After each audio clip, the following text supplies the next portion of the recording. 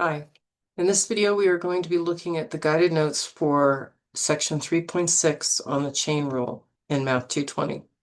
So let's go ahead and get started here. I want to scroll, not letting me. So guided notes for section 3.6 on the chain rule. Question: what is the derivative of the composition of two or more functions? Well, it looks like this. Well, first, when we talk about a composition of functions, that's when you have an inside function and an outside function, as we do here with the tangent of inside 3x squared minus 5. Or here with g of x, where we have an inside function of the 2x plus 1 and the outside function of the square root or the cubed root of the inside function. So let's look at this. To do the derivative for these, we use the chain rule. The chain rule says that if g is differentiable at x and f is differentiable at g of x, then the composition capital F of x of f of g of x is differentiable at x. And we'd write f prime of x equals f prime of g of x times g prime of x. Or using Leibniz notation, dy dx would be dy du times du dx. Let's see if we can decipher what that means. First, it's important for us to be able to identify what is the outside and what is the inside function. So if I look at example 1a, we have the function f of x equals the sine of 2x squared plus x to the fourth. So I'm going to start with the inside function. That's easy to identify. That's going to be the 2x squared plus 4. So where's my cursor? Oh, I'm using the wrong pen. So we'd write our inside function is the 2x squared plus 4. And our outside function is this sine x that wraps around it. So we're going to call it sine x. Looking at our next one, scroll down here.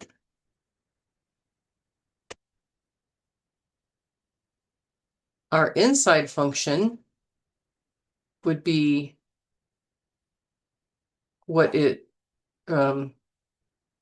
power. So in this case, it would be the x squared plus 2x. And the outside function would be 5 to the x. To apply the chain rule, we take the derivative of the outside function, multiply it by the derivative of the inside function.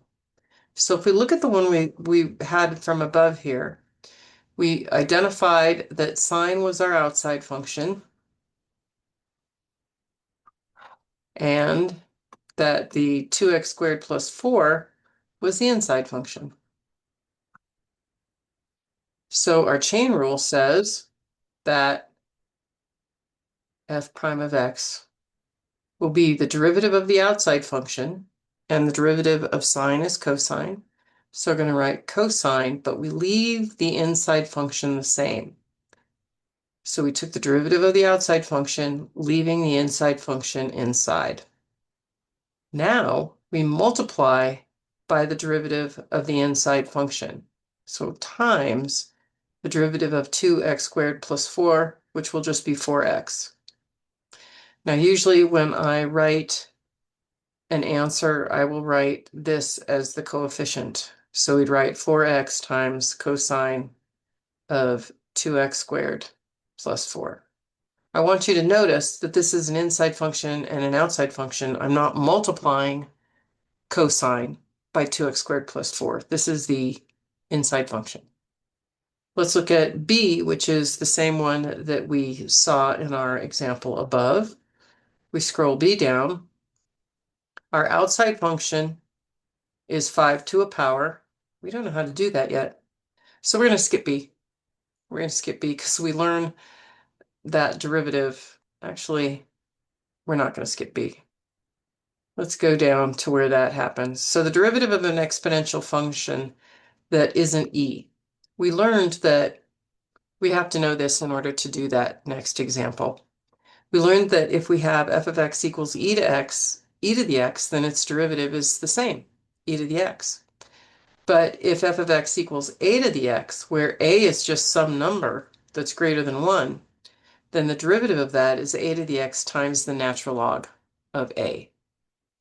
So let's remember that and go back and complete example 2. So if we go back up to our example B, we go back up here, what we have is 5 to the x squared plus 2x. So 5 we know is not e. It's not the number e, so we have to use that formula that we saw below. Taking the derivative, we're going to get 5 to the x squared plus 2x times the natural log of 5. That's the derivative of the outside function, because a derivative of 5 to a power will be 5 to that power times the natural log of 5. We're going to multiply that by the derivative of the inside function, which in this case will be x squared plus 2x. Now you could distribute this whole thing to x squared and distribute it to 2. No, I did that wrong. Nice job. The derivative of x squared plus 2x is not x squared plus 2x. It's 2x plus 2. Because the derivative of x squared is 2x and the derivative of 2x is 2. So our answer becomes 5 to the x squared plus 2x times the natural log of 5 times 2x plus 2. Now again, you could distribute both of these to the 2x plus 2, but it's not going to make it look that much simpler. So we're not going to do that here. Let's go to our next example.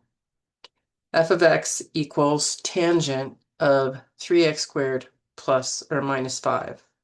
I would identify our inside function and our outside function. So when we take the derivative, we take the derivative of tangent first. So we'll write f prime of x. Our derivative of tangent, as you recall, is secant squared of 3x squared minus 5. That's the derivative of the outside function. Now we're going to multiply that by the derivative of the inside function. And the derivative of 3x squared minus 5 is going to be 6x. All right.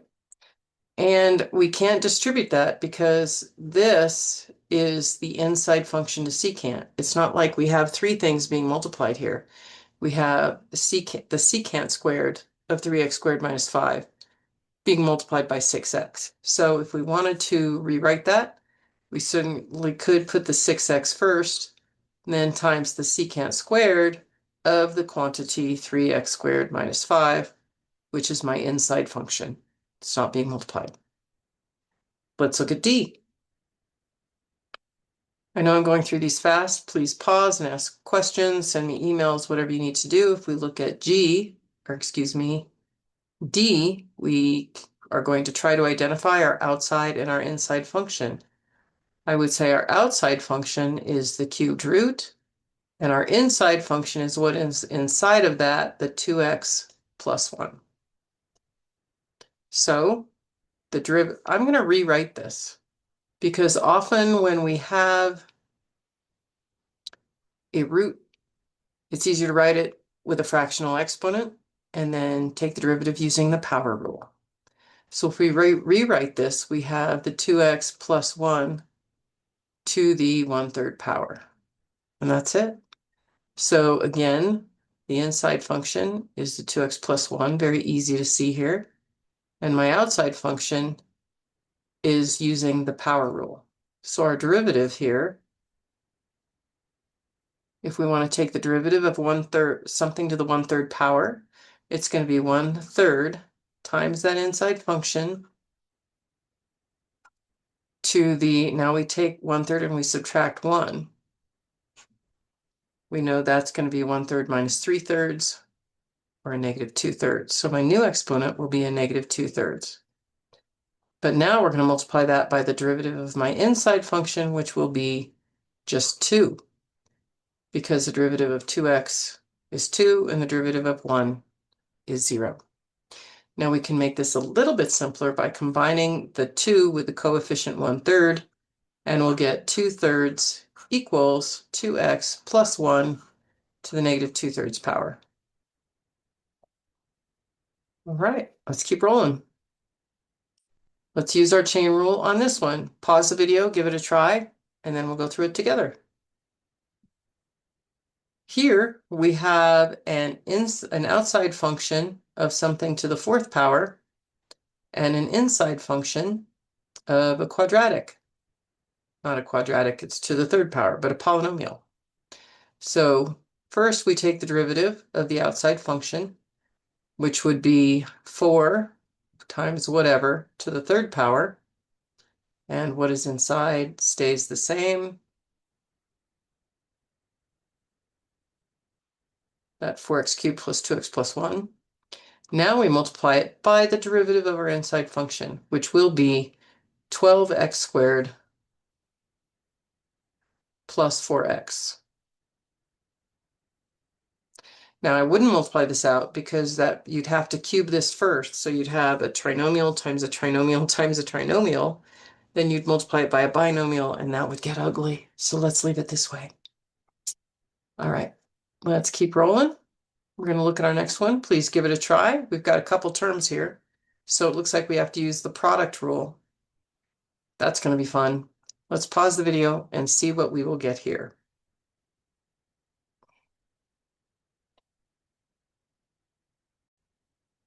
In this one, before you get going too far, I want to alert you to a cubed. Since our variable is x, a is just a number, so its derivative is 0. Here we've got 5x times secant x, so you're going to want to make sure you use the product rule there. And on our last one, cosine cubed x is really the cosine taken to the 3rd power. So indeed we do have an inside and an outside function, and we'll need to use the chain rule. So once again, pause and continue.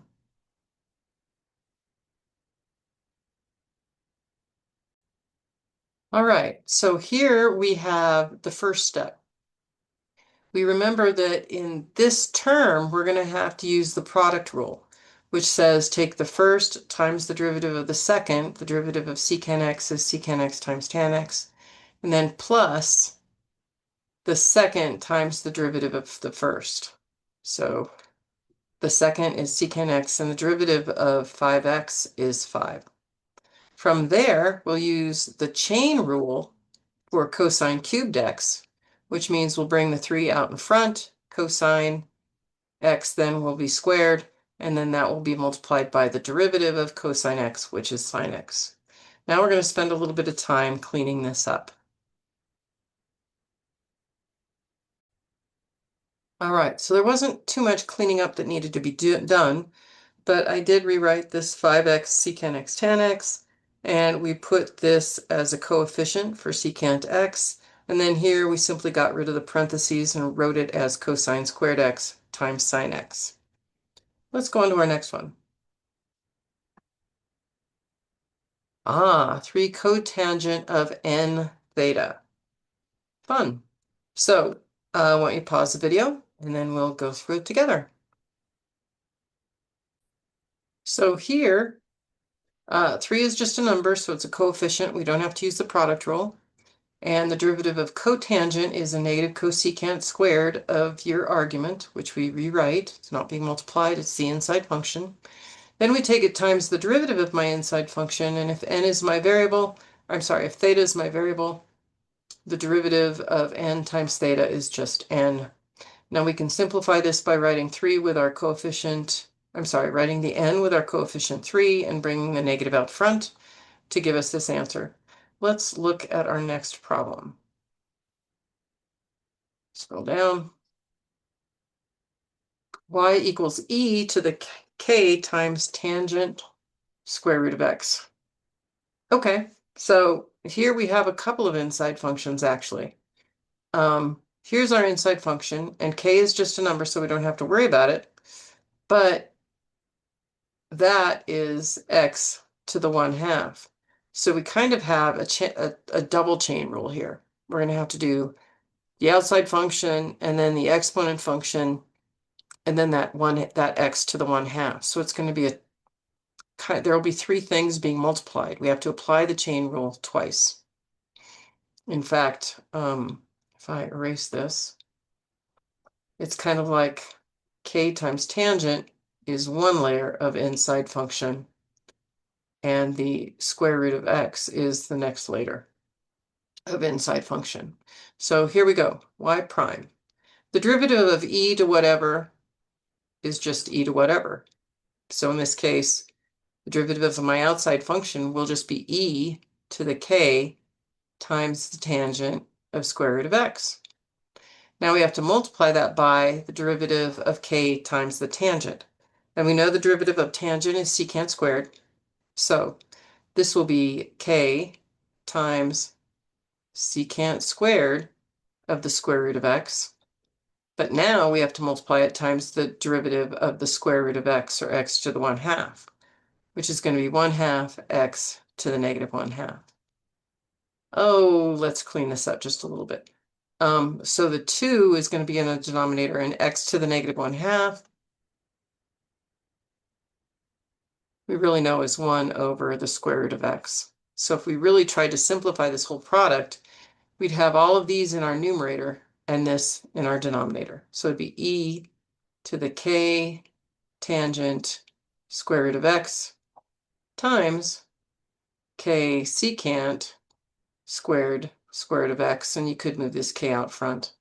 And then in our denominator, we'd have the 2 and the square root of x, because x to the negative 1/2 would be in our denominator.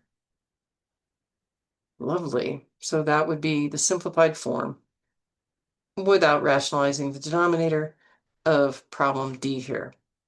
All right. So I hope those explanations were helpful. Please try to go through the chain rule classwork on your own, and we will see you in class next time. Thanks for watching.